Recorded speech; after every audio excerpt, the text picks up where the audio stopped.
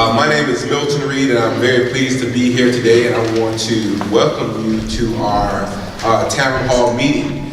As you can see, we have a full complement of the mayor and the city staff with us, and we have a very interesting program planned for you this evening. I generally like to start off, and I'll be bringing the mayor up in a couple seconds, with just a couple ground rules so everyone understands the evening and what we want to accomplish. First of all, this is a non-smoking facility, so if you feel the need for smoking, please ask that you step outside. Secondly, if there are restrooms are located out and to the right, okay, yes, to the right.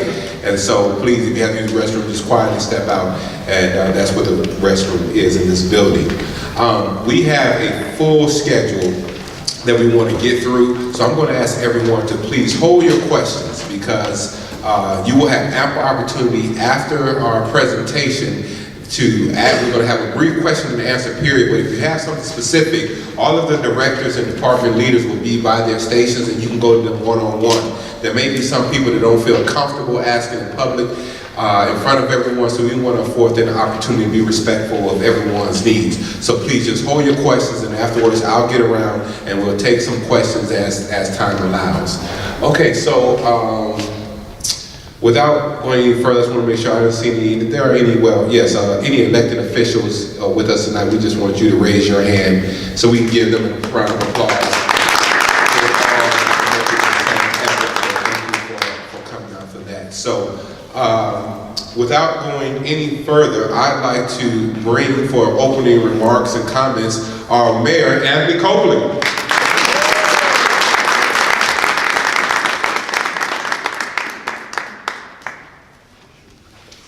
Hello, everyone. Let me first start off by saying that Councilman, he asked any elected officials. Councilman Robert Garcia could not be here today. He had a family emergency at the hospital, so I thought I'd put that on the record because he was looking forward to being here.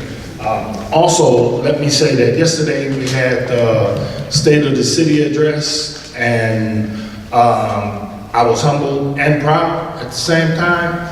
The State of the City gives us the opportunity to just reflect back on the previous year and just see the things that we have accomplished. And sometimes what they say, you can't see the forest for the trees, or when you're in the midst of something, you can't see a big picture. And yesterday I was humble and proud to see where the city is financially, and also to see the projects that we are getting done. But again, I would like to tell you that all of the things that you see on these boards and everything, that I did all those things myself. I really didn't have no help, none whatsoever. But that would be so far from the truth. They say there's no I in the word team, but if you look to the left and to the right of me, you'll see the beautiful team that we have, that go out and give you all that they have day in and day out. At this time, I'll turn it back over to the MC, Milton Reed, and we'll get this party started. Thank you. So our first section of presentations are going to deal with public safety and public health. So, and my job tonight is just really to keep us moving. So coming right up, let's give an applause for our fire chief, Chief Serna.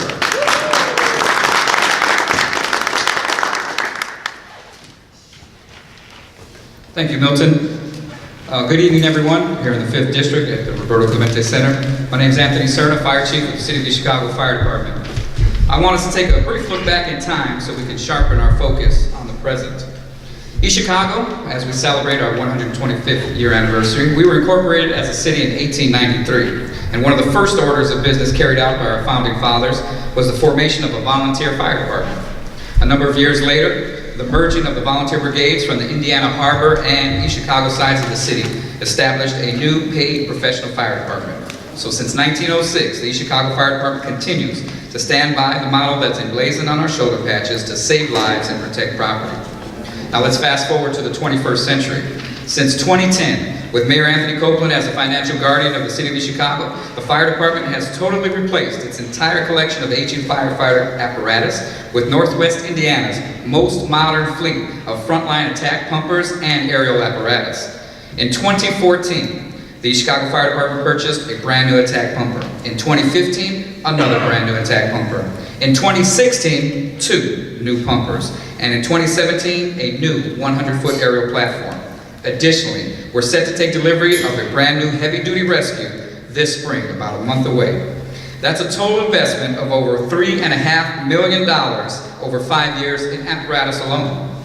The Chicago Fire Department is also here to keep you safe, not only with leading-edge equipment, but also with an allocated fire force of 76 highly trained firefighters. We are currently in the process of filling out our roster with the planned hiring of 14 new recruits. Our firefighters possess certifications with the State of Indiana Department of Homeland Security, firefighting personnel and standards, education in areas such as fire officer strategy and tactics, driver, operator, pumper, and aerial, technical rescue awareness, operations, hazmat air awareness and operations, and those are just to name a few. Our firefighters are also trained to deliver basic life support to our citizens. At the insistence of Mayor Anthony Copeland, every sworn firefighter since 2014 must become a State of Indiana certified emergency medical technician within the first year of service and maintain that certification throughout their career. Bringing together the ECFD's commitment of firefighter EMTs with our BLS non-transport level of care provided across all of our fire engines and our heavy-duty rescue, and coupling that with our new 911 ambulance service provider, Superior Ambulance, which is contracted with the city to provide 3 ambulance houses in the city of East Chicago. This results in residents receiving the greatest amount of emergency medical services care possible every single day. Another way the fire department keeps the city safe is through outreach and public education. As you can see by the pictures on my board, we are committed to educating our community on fire prevention and life safety. Under the direction of Chief Inspector Henry Ventura, we visit East Chicago schools and we host an annual fire department open house where thousands of residents have attended over the years to learn about fire safety and receive information and services from different public safety agencies. Pictured in this board is ATF Agent Jeffrey Marshall and his partner, his canine partner, Zelda, from last year's open house. Our very own East Chicago Health Department has participated in every single open house, and in 2017, the Health Department offered free flu shots and blood pressure checks. Finally, the East Chicago Fire Department keeps the city safe with services we provide beyond 911 response. In partnership with the Red Cross, we are pleased to announce the Home Fire Campaign for East Chicago. This campaign helps save lives by installing free smoke alarms in homes that don't have them and by educating people about fire safety. We also are pleased to announce that we're beginning our community CPR classes. We will be providing CPR training to residents every other Saturday starting next month. You know, this is a great opportunity with both CPR training and with our Home Fire Campaign to increase the safety of the citizens of East Chicago, and this is going to be available to all residents.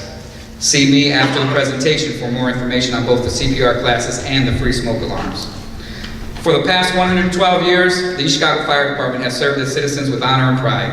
Every day, both the line and staff firefighters stand by the motto that's on our shoulder patch to save lives and protect property. And under the direction of Mayor Anthony Copeland and the efforts of the dedicated professionals of the East Chicago Fire Department, we are keeping East Chicago safe today and for the future. If you have any questions or want any further information on any of our programs, please see me at my table. Thank you. Of course, everyone wants to hear from this department. It affects all of us. Let's give a warm round of applause for our police chief, Frank Smith. Let's give him a applause.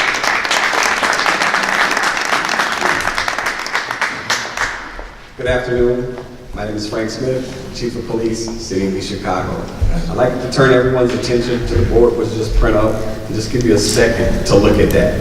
And the reason I'm asking you to look at that, because crime in the City of East Chicago has been going down, down, down, down for the last 6 years. And I'm truly happy about it, but more importantly, I want to thank you, the residents, as well as the police department, because that's how you get things done in the City of East Chicago. You work with people. You work together. We ask for your help. Citizens are responding. One of the things I'm telling people, and I will continue to tell you, that if you see something, please say something.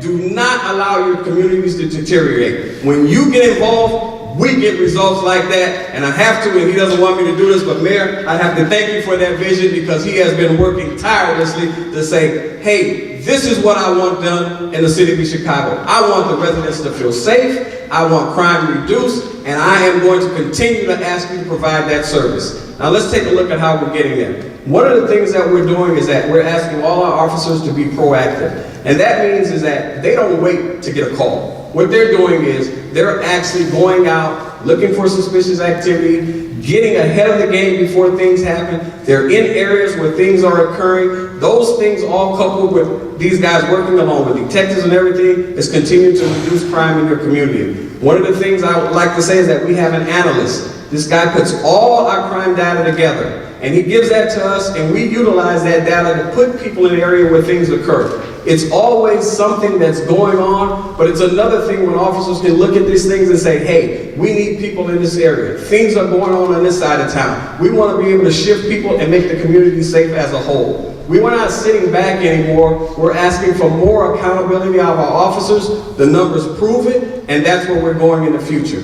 Now, another thing is technology. We have something I'm just going to touch on is a camera system. That has given us dividends threefold. It's paying for itself. More importantly, we have shot spotter. We don't have to wait anymore for a gunshot when it goes off for someone to tell us where it's at. It's pointing out the street, the time, the location. It's giving us a distance within 25 feet where we're actually to go out there. But more importantly, officers can come from different directions, and hopefully we can try to locate these individuals that are committing these crimes. That's a major piece of technology that we have that some cities don't have, but East Chicago already has it and we're utilizing it. We have a license plates reader. So when individuals are driving their cars, this thing is reading the plates. It's catching people with fictitious plates, expired plates, stolen vehicles, automatically. So the technology is there. We have a $60,000 simulator that has helped training our officers in real time, meaning that if we want to have a domestic scenario or a shoot, don't shoot, we can actually do that in-house inside the police department and train our officers to better equip them on the streets. There's just so much technology that's going on. I think East Chicago is leading the way or help leading the way in order to make this a better community. Now, besides that, we also have new officers that we're in the process of getting out more applications. We're approximately getting ready to hire 7 new officers and put them out on the streets. So the mayor is committed to putting more officers on the street to make this a safer city. One of the things I want to just touch on real quick here is that even though we have all these resources and we have this technology and everything, it is so important, and I can't stress this enough, for the individuals such as yourself to get involved. And that's why we have a Citizens Academy, where you can come in, you can learn what we do, how we do, and why we do. We're going to have our National Nights Out again, once again, for the people in this community. But one of the more important events that's going to be coming up in a couple months is a day with our youth. We look forward to that because we get a time to interact with the children in this community, but more importantly, we get to meet the parents, and we can share information back and forth of how to keep your children safe, the things about your home, anything that we need. We are committed to reducing crime in this city. We will continue to work for you because that's who we work for, and I just want to say thank you, and God bless you all. If you need to see me, I'll be up the booth later on to answer any questions that you may have. That's awesome. I love to hear that every time. Down, down. I mean, that is truly awesome. Great job. Thank you. Okay. Well, that's exciting. So there are a few departments that are going to come up, and I would tell you, listen to this because, or not only for yourself, but you may want to tell somebody. This is what we offer right here in Chicago that a lot of us just don't know. So I want to bring up our health director, Arnita Folks, and tell you about the health department services that you can be taking advantage of as a resident of East Chicago. Let's give her a hand. Thank you so much, Milton, for that. I want to start off by saying we are located at 100 West Chicago Avenue. That is in the Healthy East Chicago building. Our health officer is Dr. Jerry Browning. And I want to let you guys start off by saying East Chicago is one of only 2 cities statewide that continues to operate and manage a local health department for its residents. So that means Mayor Copeland cares about the health of his people. We are dedicated to public health. We are dedicated to educating our citizens. We offer a wide variety of services that are available for our residents of East Chicago. And these, I want to let you know that these are some of the divisions that's under the health department because we have several and some people don't know. I'll explain some of the services that they also offer. Animal control is one. A lot of people don't know that. We are a no-kill facility. If you are to bring or surrender your animal or a pet comes in, we do not kill any pets. So just so you guys know that. We specialize in domestic stray control, registration enforcement, vector control spraying, which you will see that's going to start at the end of May. We also do removal of roadkill, that's deceased animals that you may see in the streets. We also do raccoon trapping and squirrel trapping. We are the only health department in Northwest and Central Indiana that offers animal control. Emergency preparedness, Emergency preparedness is one of our other divisions. It provides disaster readiness. Residents can volunteer for drills and other activities to promote readiness for if there's ever a natural or other disaster threatening our community. Vital Records handles all East Chicago birth and death records only. We offer paternity affidavits and amendments by appointments. We also have our immunization division. Now, this division offers childhood immunizations from ages 2 months old to 18 years of age. We also do travel vaccinations. Our inspection division, that handles all retail food, environmental inspections.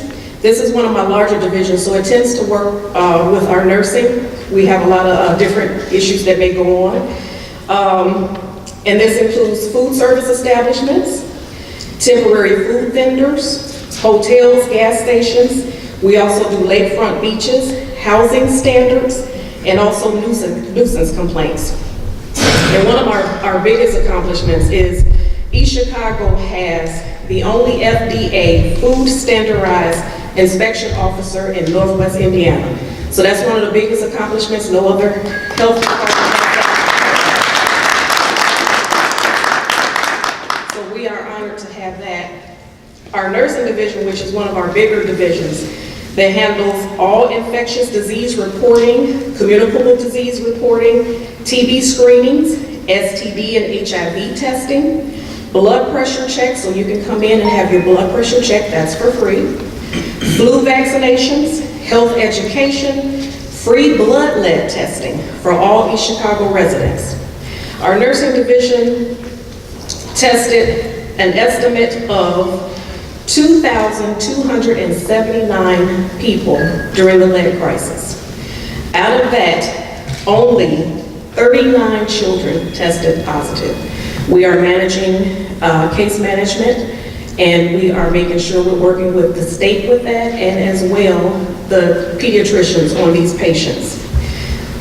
Also, if you would like to get tested, there's more information I'll have in the back.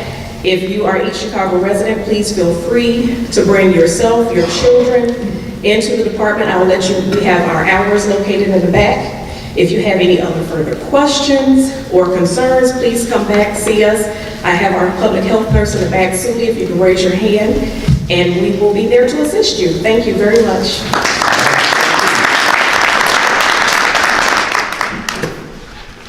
Thank you. So now we're going to move into what I refer to as our quality of life section. And our park department director has just been doing a truly bang-up job of management and thought leadership and, you know, just an acumen for the parks that is just incredible. So I'd like to give her a welcome. Myra Acosta, our park director. Good evening, everyone. My name is Myra Acosta, and I have the pleasure of serving you as the Director of the Parks and Recreation. My department handles 4 different areas. We handle the parks, community centers, greenhouse, and golf course.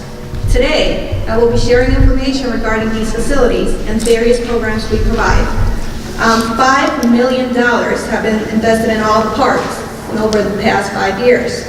Our parks are all now handicap accessible. They have received new playground equipment, which also has a handicap swing. We have new shelters, benches, walking trails, and our larger parks even have exercise equipment. This summer, all of our parks will offer free Wi-Fi. So that's an additional bonus that we'll have. In this year, we will be having or opening 2 brand new community centers. That's an $8 million investment. And one of those centers is being built here in the 5th District. Both centers will have a fitness room, so you could cancel your membership at Planet Fitness now. They will have an indoor walking trail, a full-size basketball court, which can be converted into a tennis court or a volleyball court. Our new centers will also offer programming for all the residents. A new playground equipment is also being installed as part of the new center. So the new playground equipment that's going to be in this brand new center is going to be unique and different than all the other ones. It is going to have a musical playground. It is going to have a track ride, which is kind of like a zip line. It would also have the regular playground equipment. So even though we have these 2 brand new community centers coming, we can't forget about our 6 existing community centers. And Clemente is one of them, Marktown is another one, and Penn is another one that is located in this district. And $130,000 is being invested in painting and repairing these centers. I'm not sure if any of you have been in Marktown, but it's a complete transformation from what it used to look like. And Clemente, as you can see, also looks great. Our current centers offer after-school programming for children 5 to 18, and now we're starting to offer senior programming. We also offer summer programming, and that is completely free. The summer programming is, we have space for up to 250 children, and registration will start May 1st, and that is a completely free program, so make sure you register your kids early. So another facility that we manage is the greenhouse, which is located in Washington Park. This facility is open daily and is a great place to come, relax, and enjoy nature. But aside from that, it's also a fully functioning greenhouse, which means that we grow our own vegetables and we also grow our own flowers. So 100% organic vegetables are being grown at the greenhouse now, and we do give free samples. So make sure you stop by and visit our greenhouse.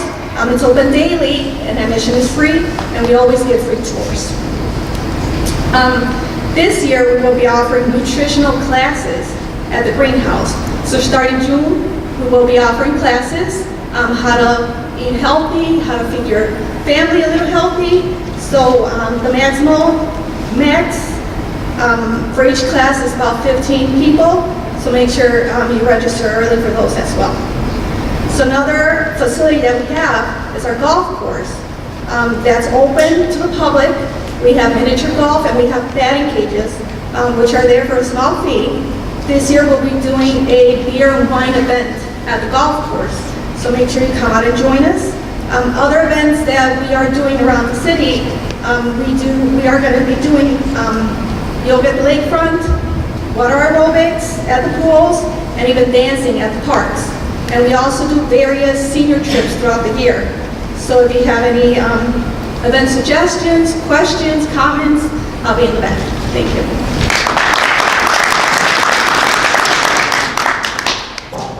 I want everyone to sign up for that dancing and water aerobics, right? All right. And again, Myra, thank you for that. And I'll just put in a side note that if you notice, she said $5 million in the last 5 years. And that's the new stuff. We have old new stuff that's not even in that number. That's probably another couple million of things that have been done in the park. So everything you're seeing here is like was really the new $5 million. If we go back and total all of it, I mean the numbers get really, really impressive. So thank you for that. And now again, when I talk to quality of life, you know, for years, as an East Chicago resident, you know, out at the marina, we have felt a little isolated. Is it for the boaters? Is it for us? Or what have you? But I want to bring the marina director up, and she's going to tell you about the new exciting things and how we're opening up the marina for all of us to feel welcome and enjoy. Very exciting times for the marina. Natalie Adams, let's give her a hand.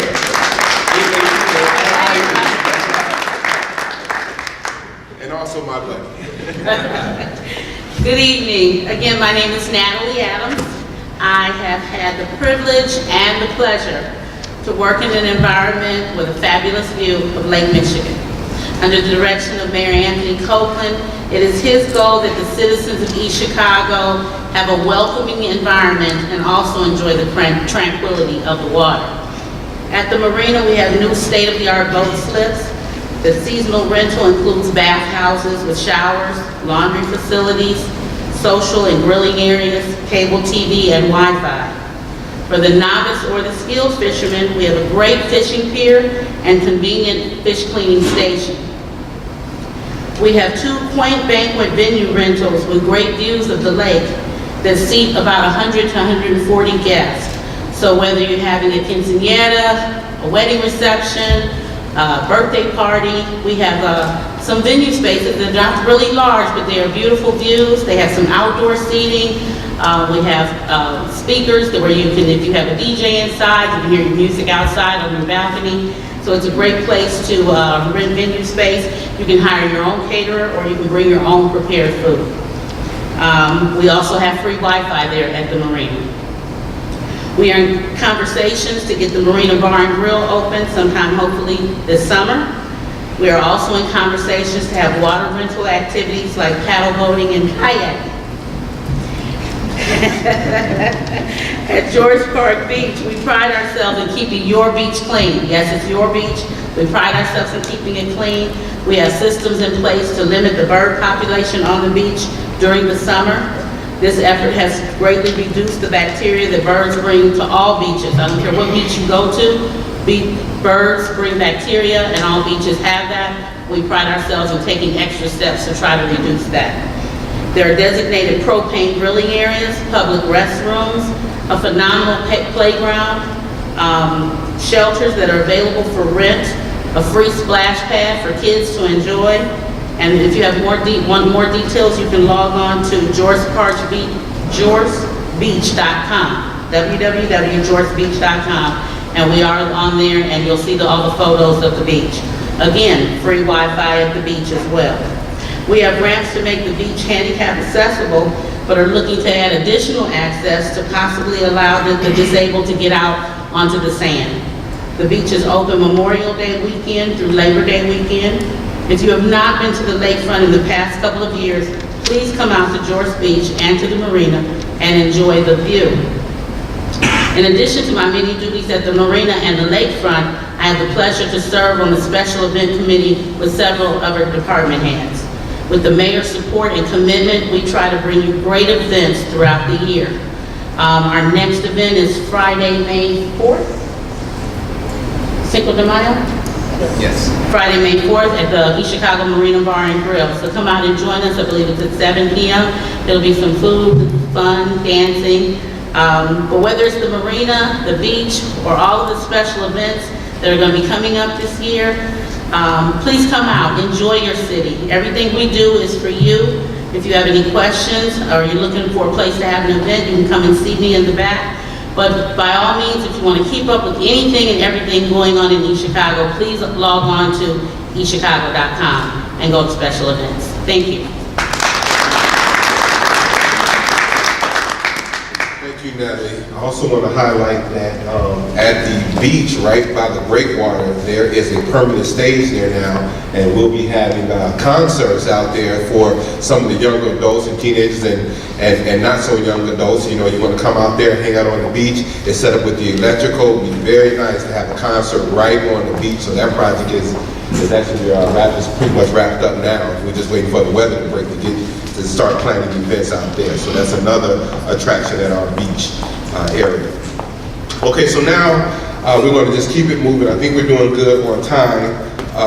We now get into some of the mechanical aspects of the city and city governance. Some of the things is just FYI that maybe you need to know, or as a reminder, or projects or things that you're trying to get done, programs that can assist you and your family. So I want to bring up our Planning and Economic Development Director, he's involved in quite a bit also. Let's give him a hand, Marino Solorio. Thank you. So I'd be remiss to say that these are exciting times to be living in East Chicago. It's also exciting times to start a business in East Chicago. My department, which is the Planning and Economic Development Department, has a lot to do with what people may not think with your day-to-day lives. So if you're looking to move into the city, for example, and you're looking for a plot of land to build on, my department will let you know whether you can or can't build and what you can build in what plot of land and where. If you're looking to start a business, same thing. I would guide you through that process. So make sure that we're at 4525 City Hall. We just moved there about half a year ago. I call it the Louvre, not the basement. So I'm there to help you with anything. Other things that my department helps with also is if you own a business, you need to get a sign for your business. Well, my department actually approves those things. And we will guide you in terms of what is allowable and what isn't.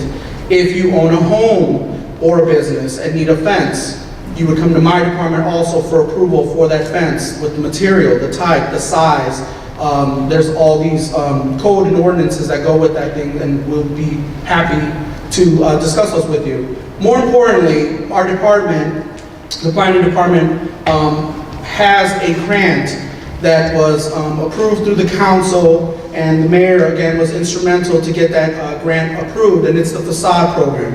What is this facade program? It is for businesses that are looking to update their front of their business, which is their facade, which will include signage. You can, this grant will help pay for that. Windows, doors, awnings, tuck pointing, anything that relates to the facade. And the critical part to all of this is that we're trying, as you can see, a lot of new development is happening in the city, but we want to make sure that everything is also, the old, we can marry it with the new.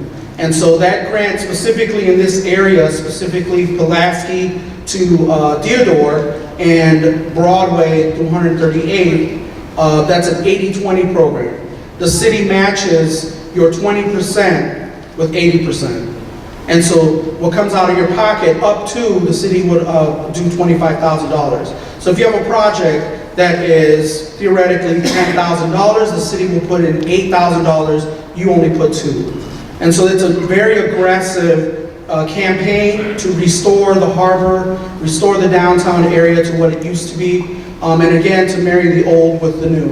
And then citywide is a 50-50 program, also maximum $25,000 on the city side. So potentially if you have a project that's $10,000, city puts in $5,000, and you would put in $5,000. The idea here is that you're reinvesting back in your business, you're reinvesting back in your building, should raise values, should increase the aesthetic, and increase the reason why people want to move into those areas to begin with. So if you have any questions or any concerns related to your property or about this program, I will be in the back, or on the side, not the back, to discuss this. And again, you're more than welcome to visit me at the Louvre.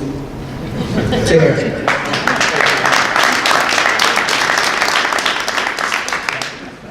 Thank you, Marino. And if there are any, there's always only one entrepreneur or someone that wants to start a business and doesn't really know how to get started, I encourage you, now is the time.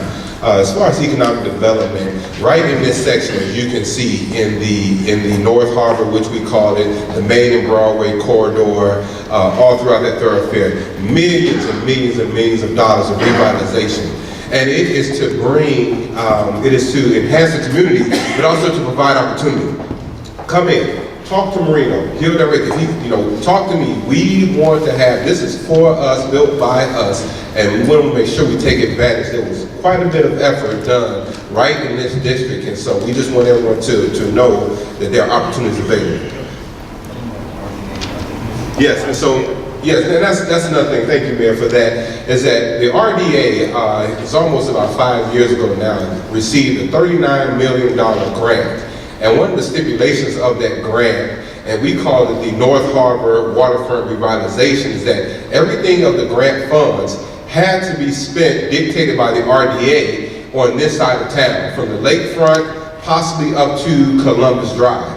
And so that's why you have seen so much investment in the roads, the Broadway retail buildings, the Unity Plaza. I mean, Unity Plaza is great. And free Wi-Fi out there. You know, when we do street construction, everything total underground. The plans now to redo Guthrie Street, total reconstruction. It's a totally different process if you go out there and you just mill and pave a little bit and try to make it look nice, versus if you really get all of the infrastructure, the water lines, the connection, the sewer lines, and things like that. And we lay the cable for the fiber conduit, and we'll talk a little bit more about that shortly. So.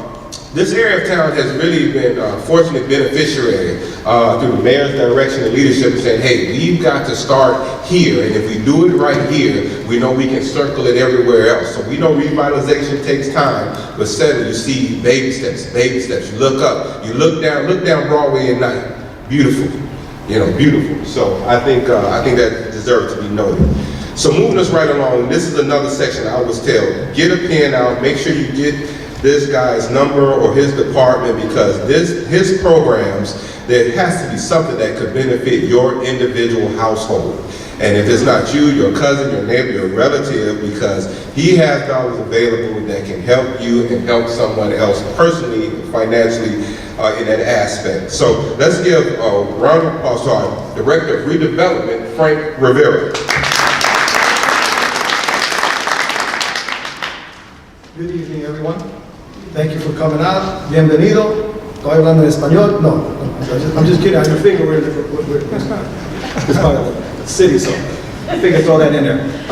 Anyways, just to be serious with you on this account, I'm very honored and privileged to work for such a great mayor.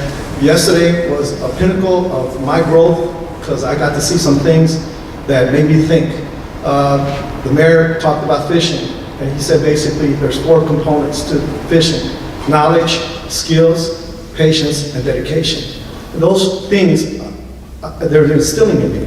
And that's why we're doing so well with the redevelopment in terms of developing in the city. And what I did to provide you more knowledge and more information and the skills that we have is pamphlets that are in front of you on your chair, which I'm going to go through very briefly so that we're all together at the same time so that we can see what's going on with redevelopment. There are 4 areas I'll be discussing: homeowner incentive program, the exterior renovation facade program, CDBG home funding programs, and Marktown Renaissance plan. There are some components in the homeowner incentive programs where if you are purchasing a home or interested in a home, whether it's an existing home or a reconstructed home, we're looking at providing you $10,000. If you're a city employee, the incentive to this program is to give you $5,000 more. We're talking $15,000 for down payment assistance. You would have to be living in that home as a primary residency for 5 years. Now, for those who are interested in purchasing new homes, we're talking at least $25,000. If you are a city employee, we're going to give you another $5,000. We're talking $30,000. That's from the foundation on, because some people who are looking to buy new homes are thinking about that. The other thing too is the down payment assistance program is held as a requirement for all of us who are interested in purchasing a home to go to a workshop for 8 hours long, but yet very instructive in terms of how to purchase a home, what to look for in terms of your real estates, in terms of your furnaces, your air conditioning. I mean, it goes on and on and on. And it's always on a Saturday from 9 to 5 p.m. I believe Loretta is back here. She's going to be in the back there. She's waving her hand, and so is Miss Ramos. But Loretta can tell you, this is very interesting. Just these last 2 months, I'm already booked, completely booked. Our next classes are going to be in July. But that shouldn't stop. You never know when someone doesn't come to the class, and we can make sure that we fill people in, regardless of the fact. Okay, homeowner buyer is required to provide proof of residency every year. The eligible, again, city employees, for that $5,000, you have to be employed as a full-time employee for 1 year. Statistical, if you look at the statistics, it says here very clearly, you have from 2012 to 2017, since the mayor's been in this program and working with us, we're talking 219 participants who are 219 homeowners who are taxpayers who are paying into your tax base.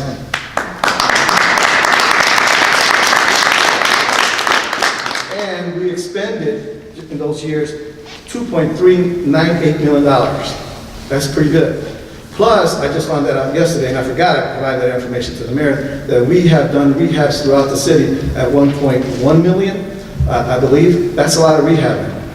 Okay, now we go on to the citywide exterior renovation program. This is an exciting program because it's citywide. It's a program that we've designed in relationship to what we call the neighborhood strategy areas. And these strategies are to help the homeowner to improve their homes, especially the facade program on the exterior side of the house. Okay, meaning more or less, if you have a home that's in a particular area, we will give you $40,000 in terms of fixing up your home. If you're in a duplex, we give both sides of the homes $40,000. But it has to look the same. That's the criteria there, because a lot of people want either purple roof or something different, and it has to be all aesthetic design. Okay, so that way it gives more to the neighborhood in terms of its livelihood and things of that nature. And we all know that when you have your neighborhood looking good, there's always more investments that are coming down the road.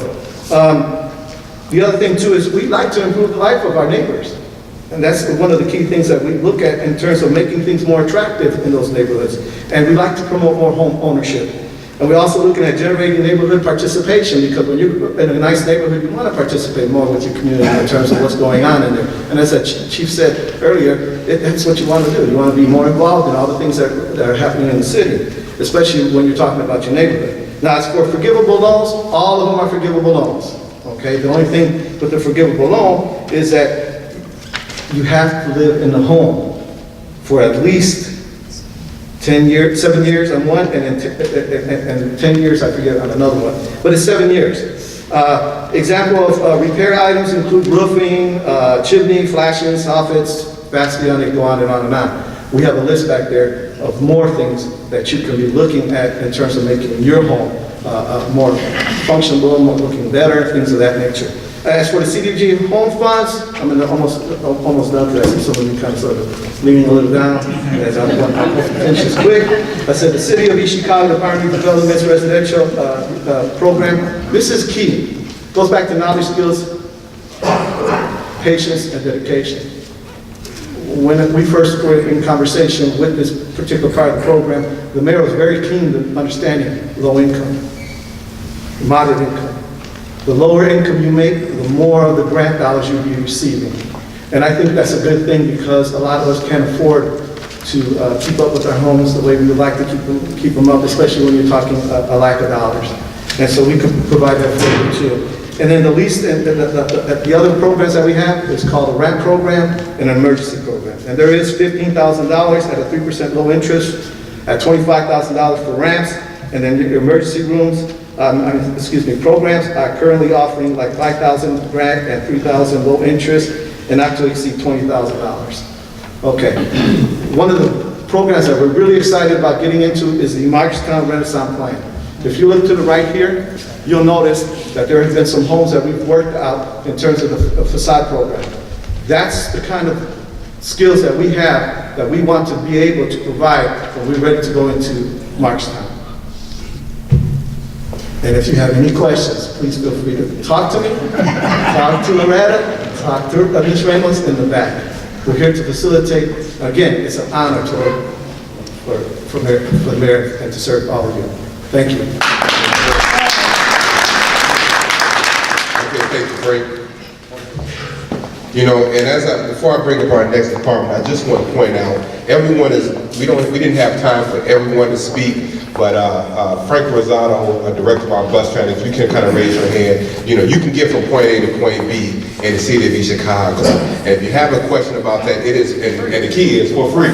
And if you look across the nation, that is almost unheard of. So right here in the city of East Chicago, we offer that service. So if you have a question about that, routes, times, even suggestions, you know, be sure to meet him at his station. I also want to say, as far as the utility department's public works is here. That's where you can raise your hand, you know, and you know, let public works shut down and you really feel the effect. You know, they get the trash, they get the snow removal, so they do a lot for us that often goes unappreciated until it's not here. So again, any questions, I mean, you know, concerns, even criticism, go ahead and talk to Keith about that for sure. He'll be mingling around. So to keep us moving, now this is another department that if you're driving across the road, you're going to come into effect with something that has been done by the engineering department. So our engineering director, Will Allen. Let's give him a hand.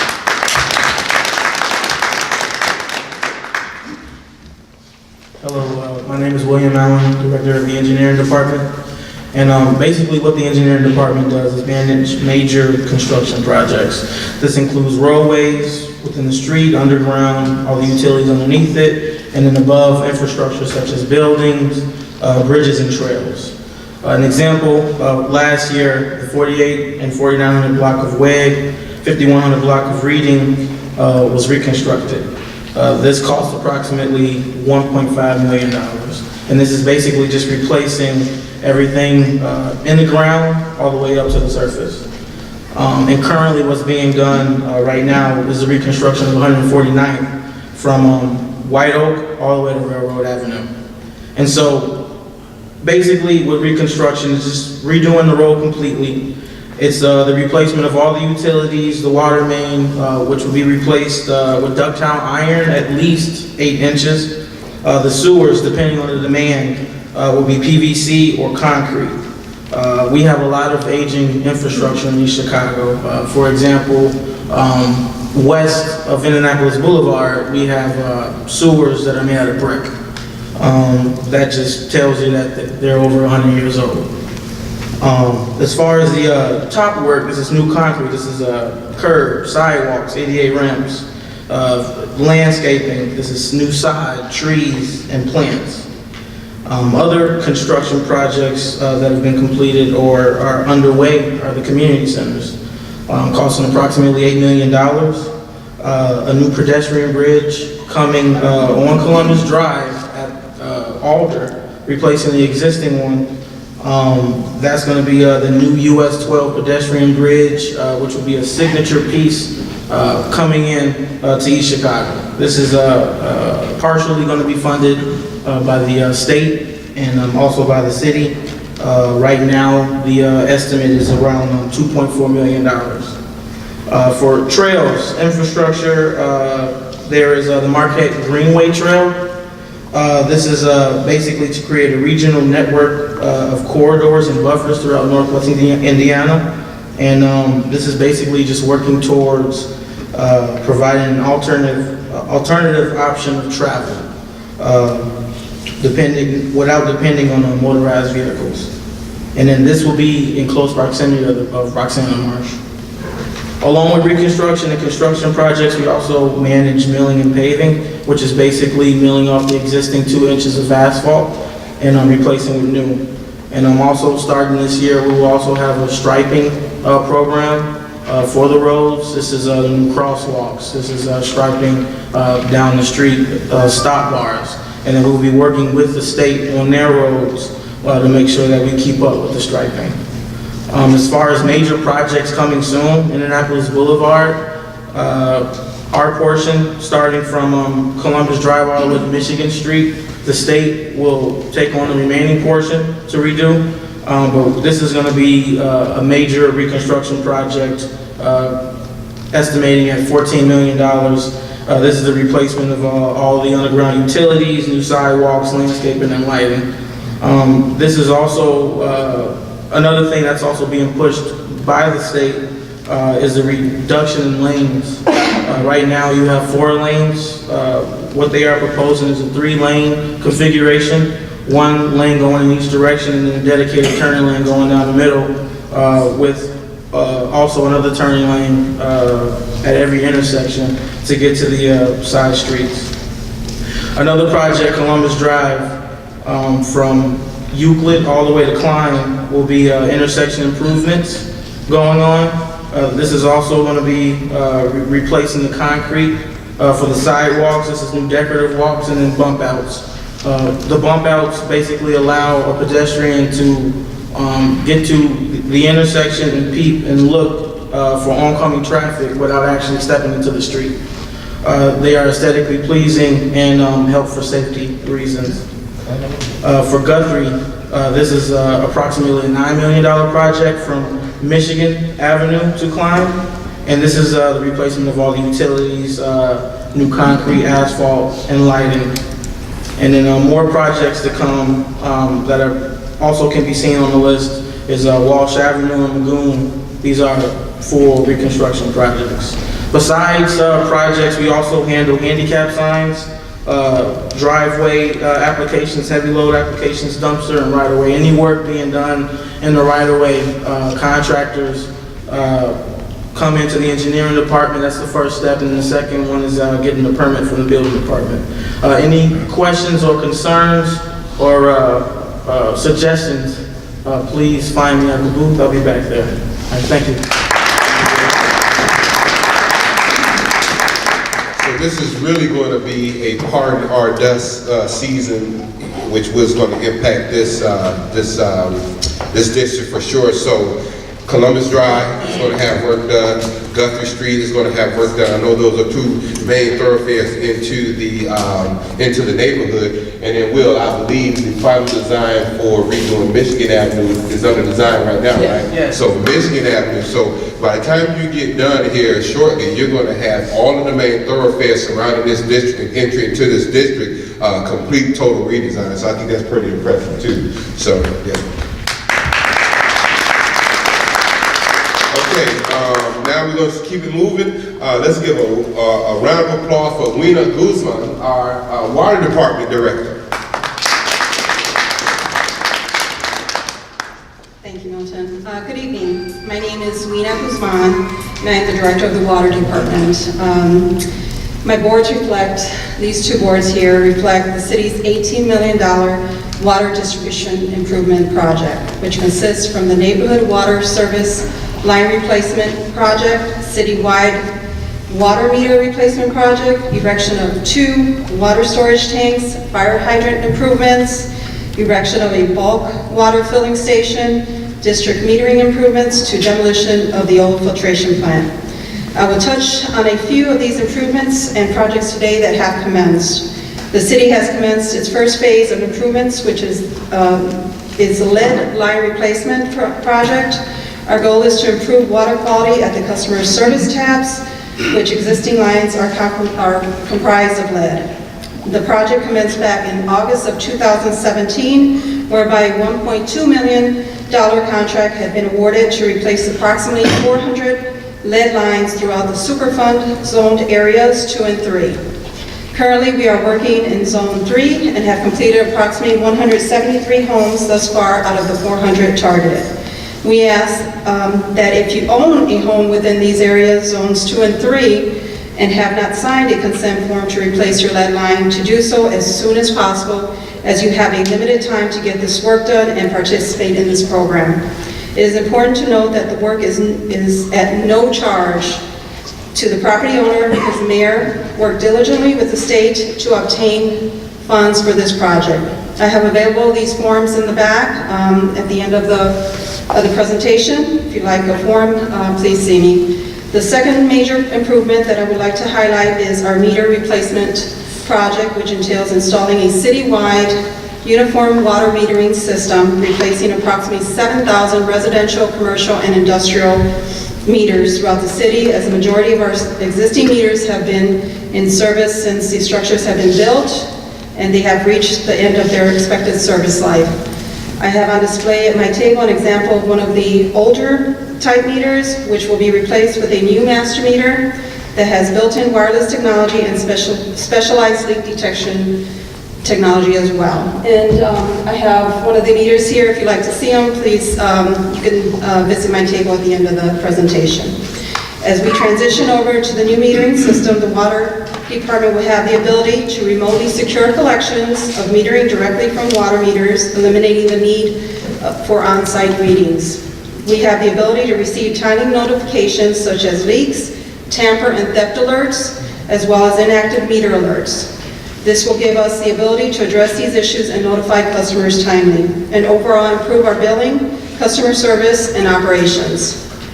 I would like to take this opportunity to inform our residents and customers that we anticipate installation of the new meters in the coming months, and it will be required that we have access to customers' properties in order to change out these meters. So we need much cooperation from the residents and customers in this regard. We will also be conducting an outreach program to coordinate appointments for the installation of the new meters, so please look forward to upcoming information being distributed on this program. Upon the installation of your new meter, you'll be able to download the My Water Advisor User Guide, which I have some information in the back as well, that will easily guide you to create an account and start viewing your account information.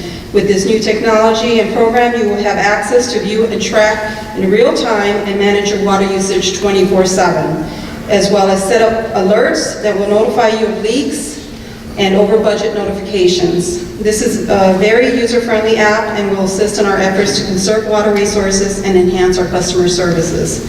The estimated investment for this meter replacement project is approximately $3 million, and again is scheduled to commence in the very near future with an estimated completion date of 6 months. I would like to mention too that the water and fire departments have implemented an annual fire hydrant maintenance program, which will entail flushing and performing flow testing on the city's 585 fire hydrants. This program will ensure that we comply with the standards and every hydrant can be expected to perform properly and reliably whenever it may be needed in an emergency. Notification to residents will be posted in advance within the areas that this work will be performed, and the program will commence in the month of May of this year. To keep you apprised on these projects, major projects, and other city-related improvements, we'll be including some of this information within the water bill as an insert, and as well as on our city's website. Thank you, and if you have any questions, I'll be available at my station after the presentation.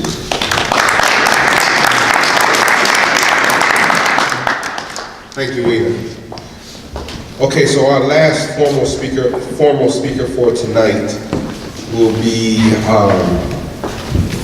yeah, this is pretty exciting thing that they have going. Our IT and multimedia are going to come up together, so let's just give them a hand. Kevin Colford and Steve Segura.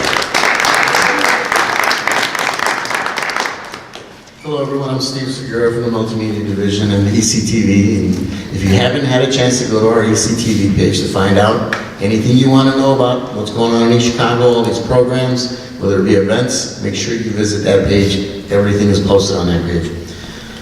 My job is to notify you guys about all the stuff that the mayor and departments have going on. So one way we do that is by a new application called Mixel. It's real simple. If everyone has their phone and you want to sign up right now, we can all do it together.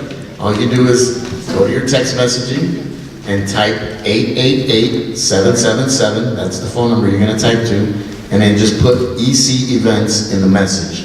And then anytime we have an event, you'll get a notification or an emergency, whether it be, you know, a street closure or a water line breaking or something, any kind of emergency or notice, you'll get it via that way. You can quit at any time.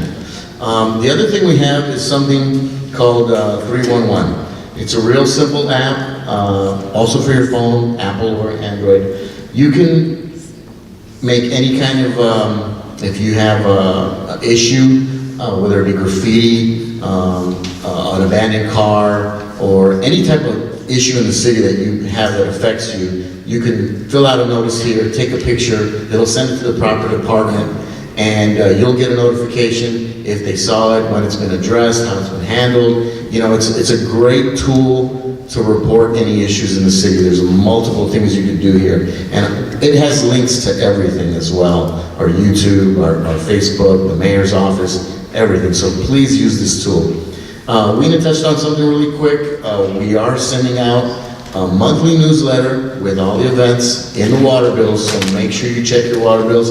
It's going to be filled every month with a different little 2-page newsletter to keep you guys informed. I always get that, you know, we don't know about what's going on. Well, some of you don't look at your water bill because it's going to be in there.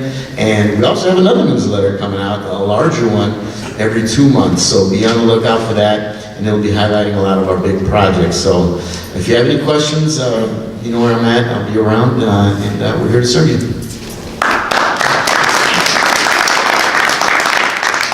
Thank you, Steve. My name is Kevin Klosek, and I have the pleasure of serving as your Director of Information Technology for the city.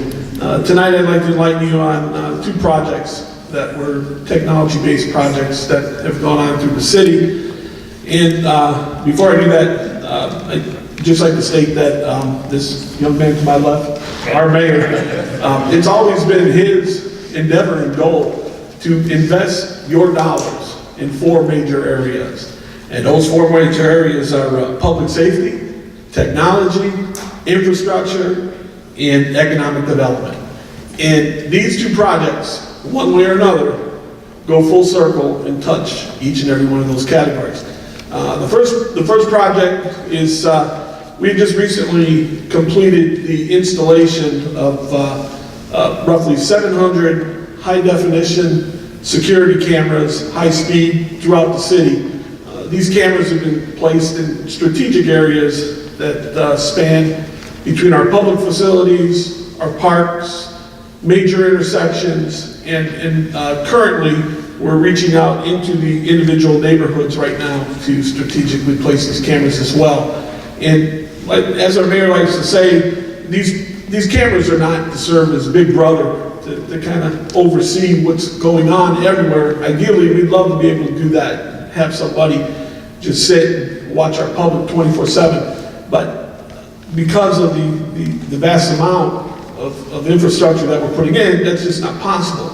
But that investment has paid great dividends, as our police chief had mentioned, with some of the cases that they've been able to solve in the city. And it's only going to grow. That investment is only going to grow for the public safety and the security of our city. The second project that we've completed, I'm proud to say that this is the first of its kind to complete in Northwest Indiana, if not spanning further than that, is the completion of a city-owned 17-mile fiber optic network throughout the city. This investment has already paid great dividends with regards to the city's operations. We've been able to multiply speeds of communicating between our city facilities at tremendous magnitude.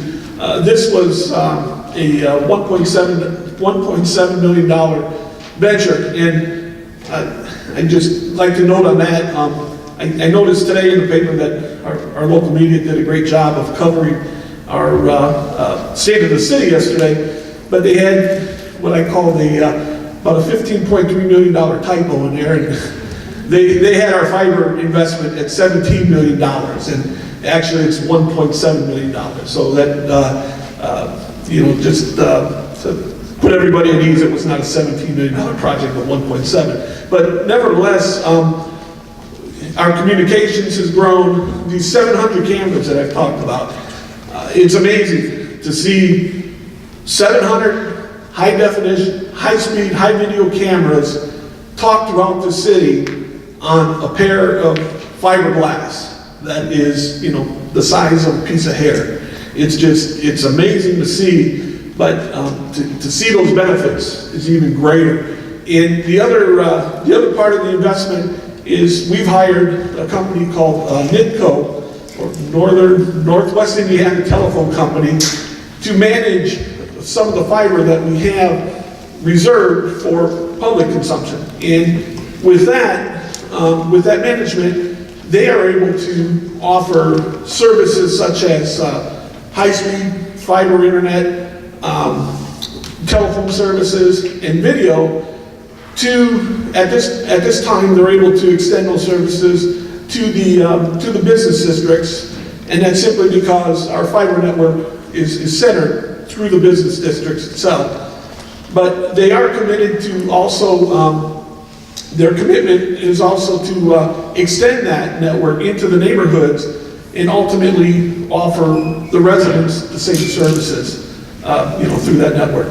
And the last good thing about this venture with NITCO that we'd like to talk about is, so for them to manage our network, we actually don't pay them anything. As a matter of fact, through the management and through them offering their services, we get a percentage rate of return on every customer that they're able to provide through that network. So it's, to me, that's a great deal. It's not costing us anything, and as a matter of fact, we're getting money back on our return. So with that, if anyone has any questions, like everybody else, we'll be around after the meeting to address anything you may have. Thank you.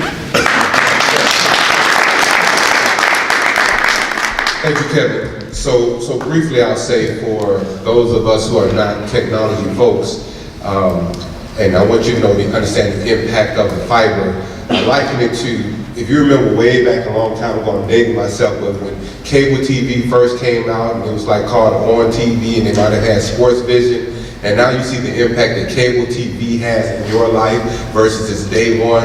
Well, we are the On TV Sports Vision of getting it first, and with every in the nation is going to be dominated by fiber optic infrastructure. So I think it's very impressive. Right, we are the first that I know of in the state to have a true fiber optic loop. So I think that's very impressive.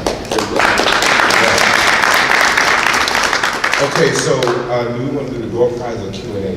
Question and answer. Okay, we'll do question and answer right now. So I just want to set a ground rule for this as well. We have a lot of people here. We have to get through our door prizes. So we're going to give everybody opportunity for one question. And if there's a follow-up question or something that you'd like to say, we want you to hold that second question and just go to the person direct. So if you just raise your hand, I'll try to acknowledge everyone as I see them. And then let's bring the mayor back up. He'll field the questions as he sees fit. But anyone has a question? Testing, 1, 2, 3. Anyone with a question? I want to introduce you to the city controller, Val Gomez. And also, when you can't reach me when you got problems, it's just like when they do the movies and they say cut, and then ask for the double to come in. We also got Chief of Staff here, Sandra.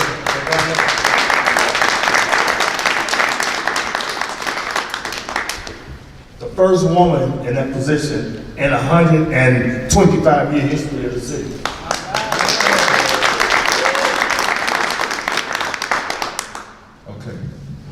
My first question is about the relationship that we're trying to redo with you, Mayor, and the city, with the fitness center at Central.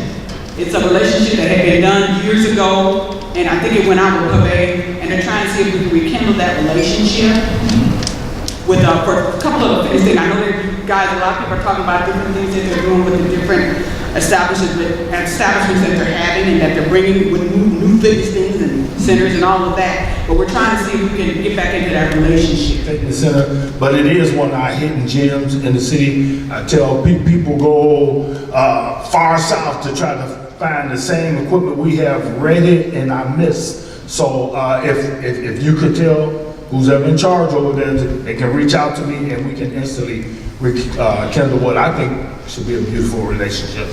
391-8100 is the mayor's office number. A couple questions. I think I was just limited to one, so I'm going to pick the one that deals with education. By the way, I know Milton had asked for elected officials. I wanted to acknowledge a friend of mine, Glenn Johnson, who's the president of the school board, and Cal Ridge is here this evening as well. He's been a great mentor to me. As a member of the school board, I also want to let the public know that Shauna Finley, our principal at the high school, just got nominated to be Region 1 Principal of the Year. And that's a pretty significant accomplishment. And I hope that the city,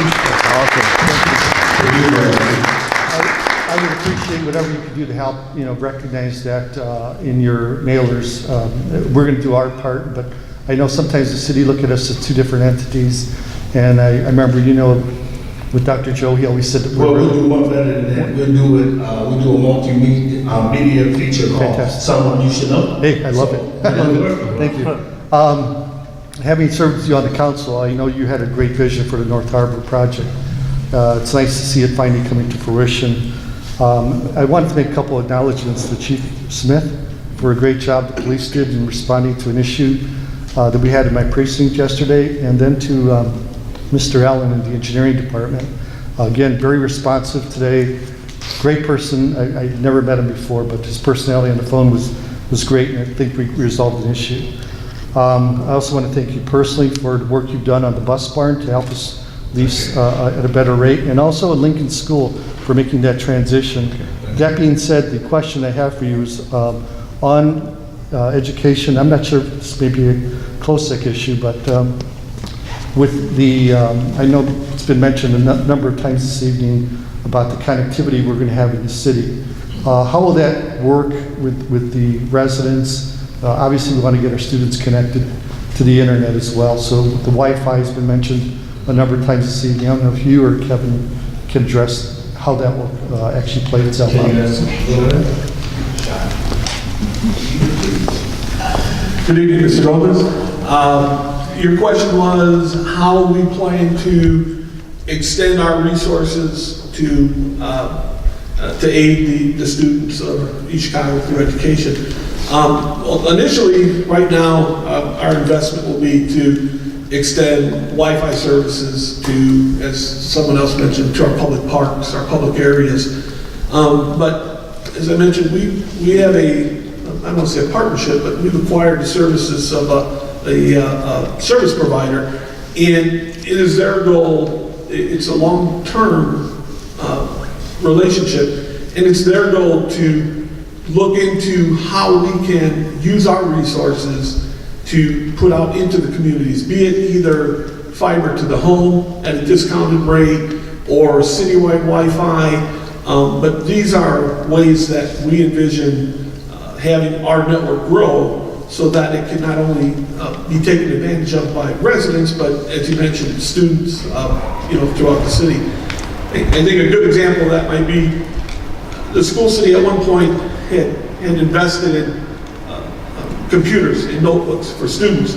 And a lot of these students couldn't take advantage of those resources because they went home and they didn't have these internet resources to utilize.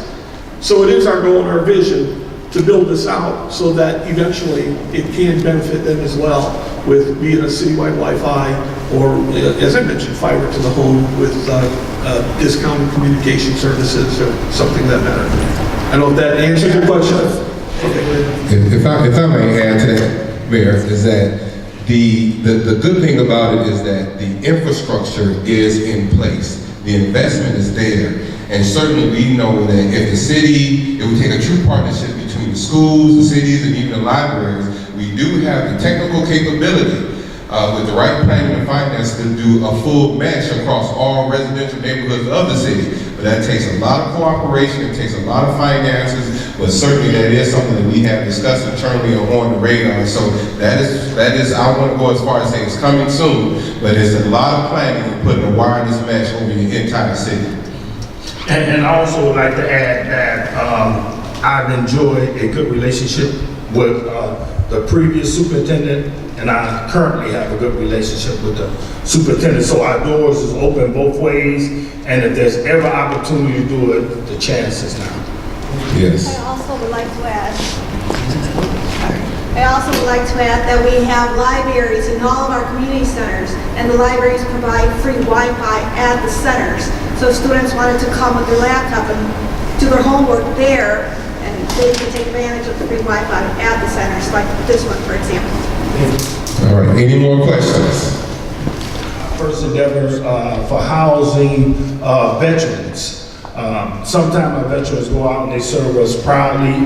They come back with underlying medical issues. They come back with underlying mental challenges, the things that war can inflict on you. And sometimes they go through a little difficulty. I'm proud to announce that through joint venture with both of them, we now have our first home for veterans. So again, thank you on that. I'm here not to complain. I'm just saying that I wanted to thank you when my son was in the fire and your policeman and the firemen saved him. He went through a long time in the hospital, and I appreciate it. I just want to know, I ride every day. I'm a bus aide for the Chicago school, and I'm very protective of my pre-K and the children that I have now in the buses, and I'm getting to know them more and more. And I want to know how the police can improve their relationship with these children so that my sons, who went through a lot past, these children would not have to go through this, through drugs. We don't know the abuse in homes. We don't know what their circumstances. We see it every day. I've tried to bring clothes to the pre-K school at Cary Gosh, so when children go with no jackets, they have something. And I just want to know what kind of improvement can the police do with the citizens out here so that they're not afraid and that we can talk to them. And I have my, I don't want to go into personal stuff because I rather, but I don't like seeing harassment or disrespect. I think that we're too far. It's been so long, and people, these old, well, people like my son, their age, they don't trust, and they grew up like that.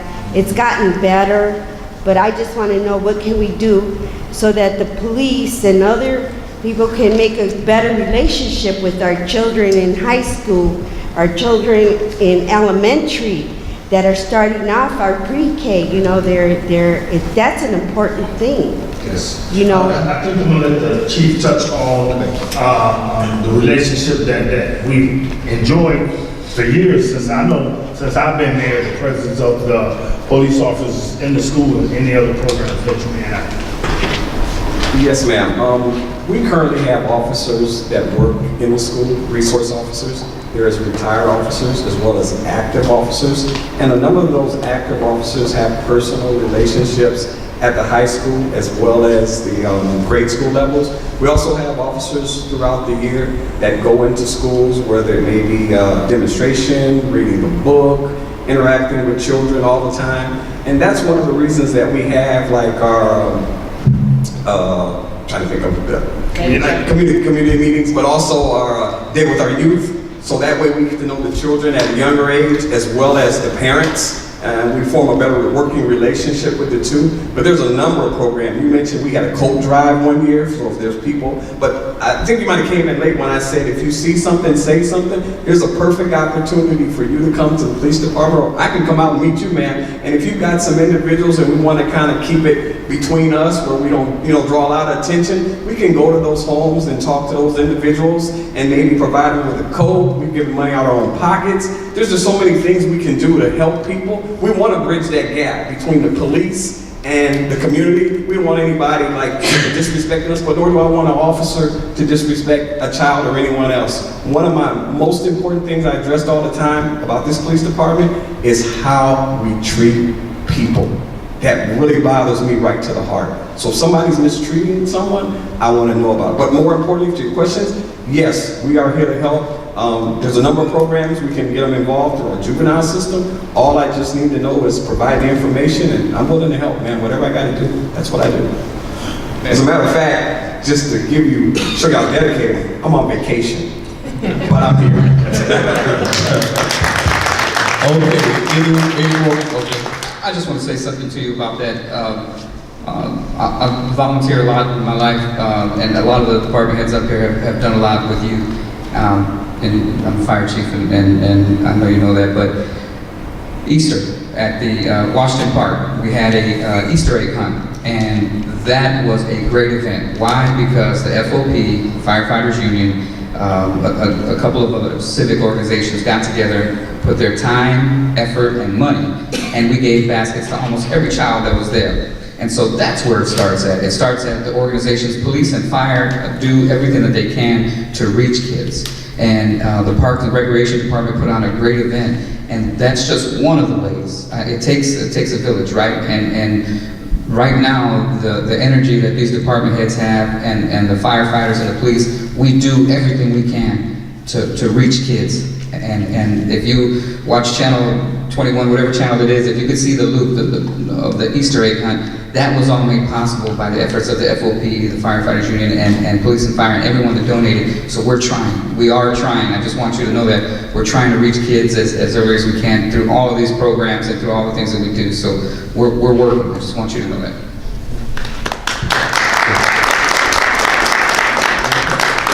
Okay, I don't see any more questions, so we will move right over to our giveaway, and we'll have. Let me finish up with this. Also in the audience, I have Mr. Marcus Martin. Would you please stand up, Marcus? Marcus been, it's funny, your organization, Grace Beyond Borders? Grace Beyond Borders. It is an organization that's dear to my heart. Me and Marcus, we get flashbacks in here. We talk karate right here inside this gymnasium for many, many years. But I tell people, we just recently reached out to our veterans. And I tell everybody in this community, but now we have to open up our heart to the homeless. If you want to know any great civilizations, it's predicated on how they treat the least among us. And now is the time for the city of Chicago to step up and not bury their head in the sand and act like we don't have a homeless problem. Every city around the nation has a homeless problem. And if there's ever an opportunity for East Chicago to step up and do something about the homeless, this is what this man right here, he believes, every fiber in his body believes in helping. I've been knowing him all of my life, and that's all he's ever done. So we will be making a push again. Again, we ran into opposition because everybody wants to say, not in my backyard. And I think sometimes people got the wrong image of homeless. You can become homeless because of domestic violence. You can become homeless because you lost your job. You can become homeless through a medical crisis that devastated you financially. You can become homeless because you was a catastrophic illness. It's so many faces to homelessness. And I'm saying this now in front of you, Marcus, that delay does not mean denial. We will pick up that initiative and we will have our first homeless shelter in the city of East Chicago because it's the right thing to do. Thank you, Marcus.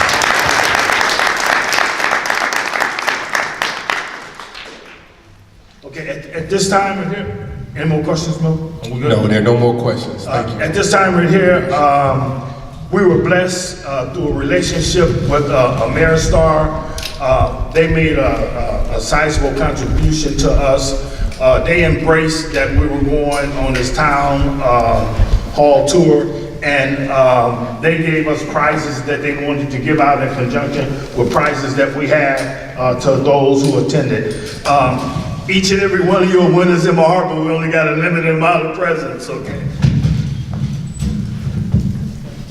This one right here almost jumped, well, these two almost jumped out. Mr. Glenn Johnson.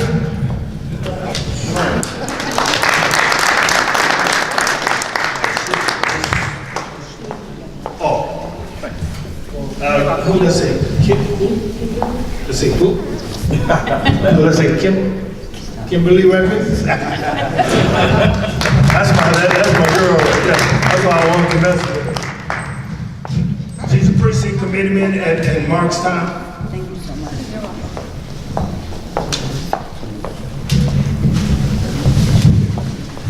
San Juanita. Congratulations.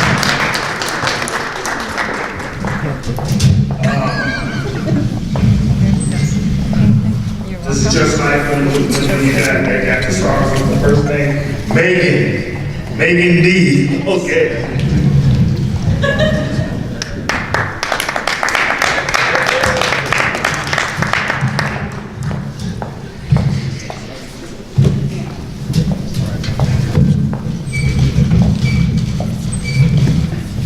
Margaret Rubacava, is that right? Rubacava? Okay.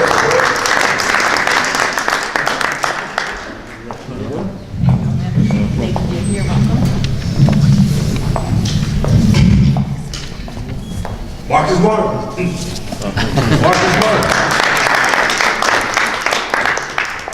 We're gonna skip over this guy right here, Coach Ed.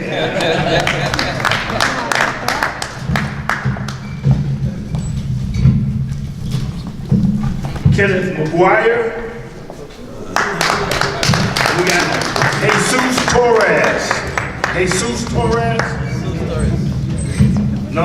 Jesus Torres. Oh, right there. Okay. Señor Torres. You're welcome. Juan Hillsman. Yes.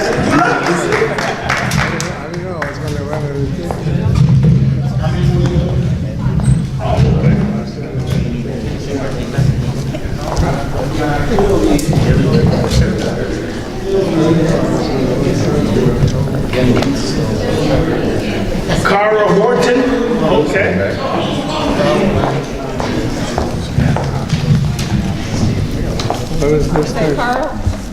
Rosa Marie Rodriguez. He said it like he said it. We got Jesse Gomez. Uh-oh. Thank you, thank you.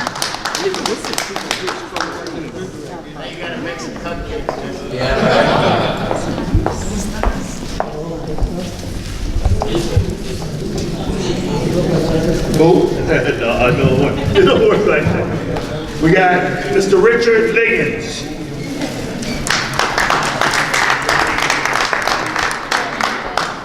All right, folks, that's it. Okay, thank you for coming out, everyone. We'll be in station to answer all of your questions.